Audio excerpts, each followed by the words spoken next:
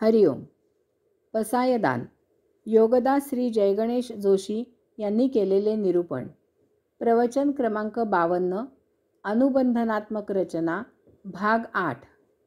चंद्रमेजे लांछन मार्तंड जे तापहीन ते सर्वाही सदा सज्जन सोय रे होतू. या ओवीची रचना पहा. आता माऊली मागणीसाठी आणखी पुढची वैश्विक झेप घेत आहेत.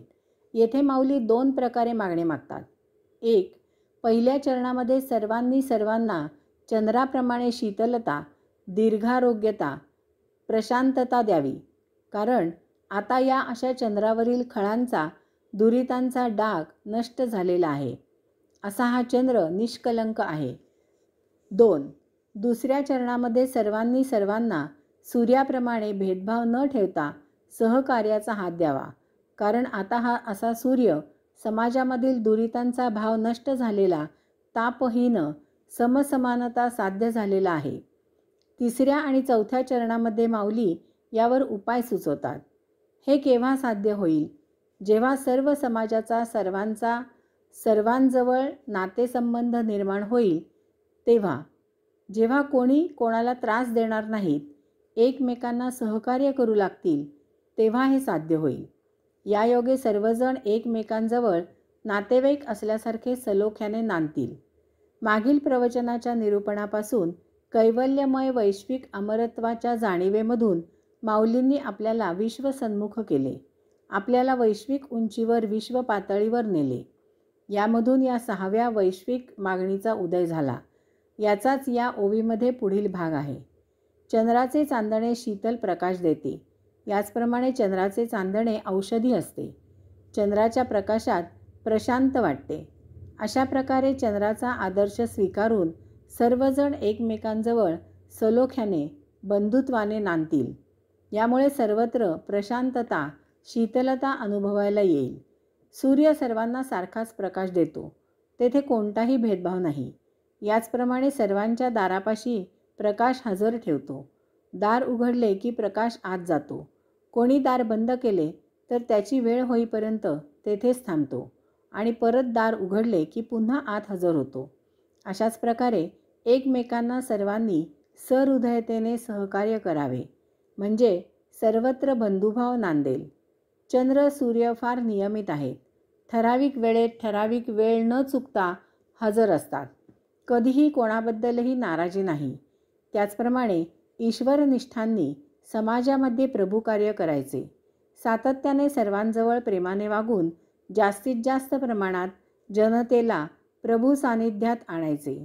असे ईश्वरनिष्ठ परमात्मा स्वरूप सदा मांगल्य लायलेले निष्कलंक असतात. ते तेजस्वरूप असूनही सतत सर्वांमुखी प्रशांतपणे मंगलवाणी बोलणारे असतात. जणू काही सर्व समाज एकमेकांचे सोयरे आहेत. यामुळे जगात एक अतिउच्च असा आदर्श समाज घडवला जातो. यालाच येथे चंद्रमेजे अलांछन मार्तंड जे तापहीन असे म्हटले आहे. माऊली पुढे म्हणतात, ते सर्वाही सदा सज्जन सोय रे होतू. माऊलींची अशी अपेक्षा आहे की असे हे सर्वजण सज्जन असावेत आणि तेही कायम करता. याचा अर्थ अशांचा सज्जन हा स्वभावच झाला पाहिजे.